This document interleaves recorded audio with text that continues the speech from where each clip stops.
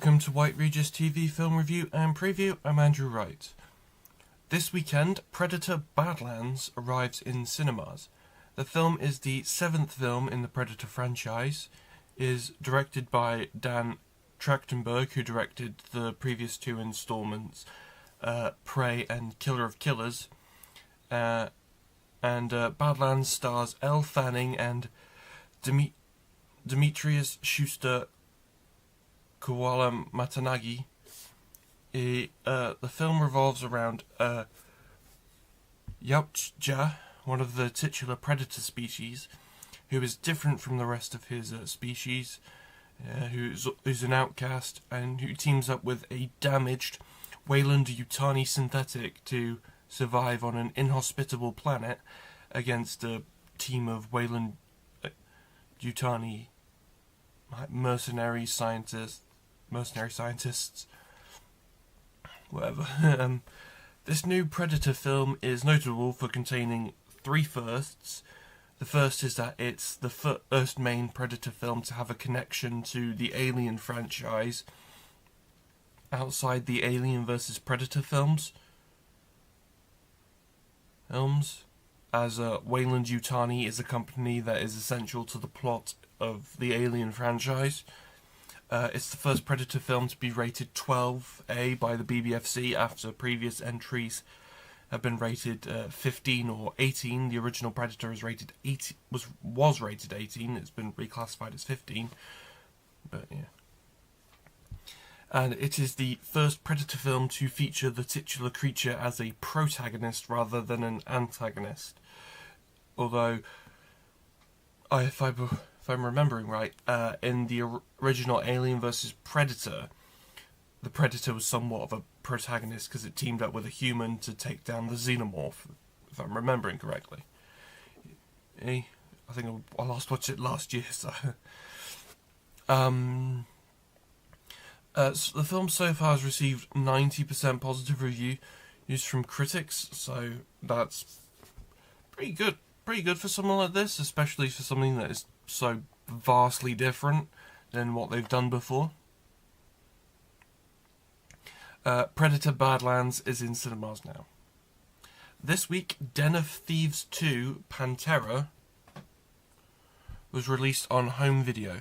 The film is a sequel to the 2018 film Den of Thieves and stars Gerard Butler and O'Shea Jackson Jr.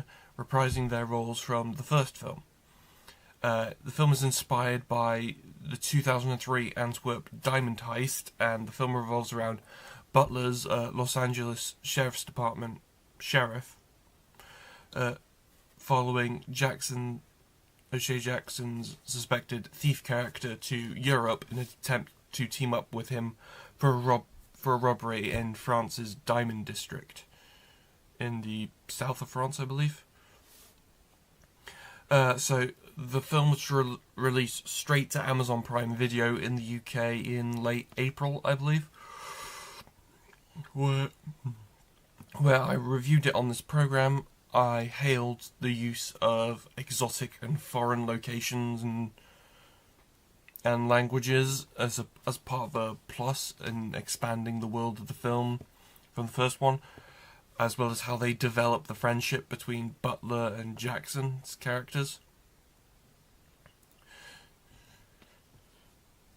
It's because they had quite a very different antagonistic relationship in the first film, whereas in the second film they're a bit more buddy-buddy. But I criticised that it retained the same sort of issues of the first film, mainly in terms of like pacing. It's too long, it's too baggy, and doesn't, for a film that's essentially a heist film, doesn't really have enough action. I gave the film 3.5 stars out of 5. Den of Thieves 2 is available now on home video. Also released on home video this week was Haikyuu The Dumpster Battle, a movie sequel to the 4th season of the Haikyuu anime, and the first film in a planned 2-part conclusion of the film. The film stars the ensemble voice cast from the anime reprising their roles, led by Ayumu Murase, Kaito Ishikawa, Yuki Kaji, Yuichi Nakamura, Satoshi Hino, and Nobuhiko Okamoto. The film revolves around the Karasuno High School and Nakuma High School boys volleyball teams facing off for the first time ever in an official match.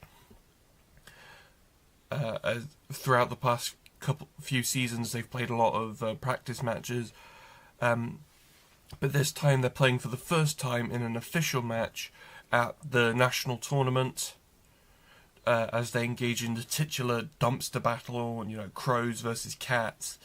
But the stakes are at their highest for close friends and rivals Shoyo Hinata and Kenma Kozume, who have played numerous practice matches against each other. They're friends, they're rivals, but this is the match that can't be repeated, it can't be replayed, and for both teams, they need to win.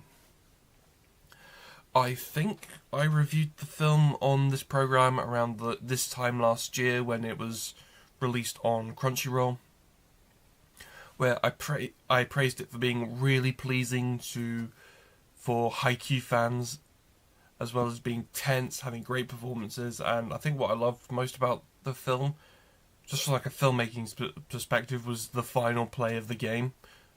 Not going to give anything away about that, because you got to watch it. I gave the film 4 stars out of 5.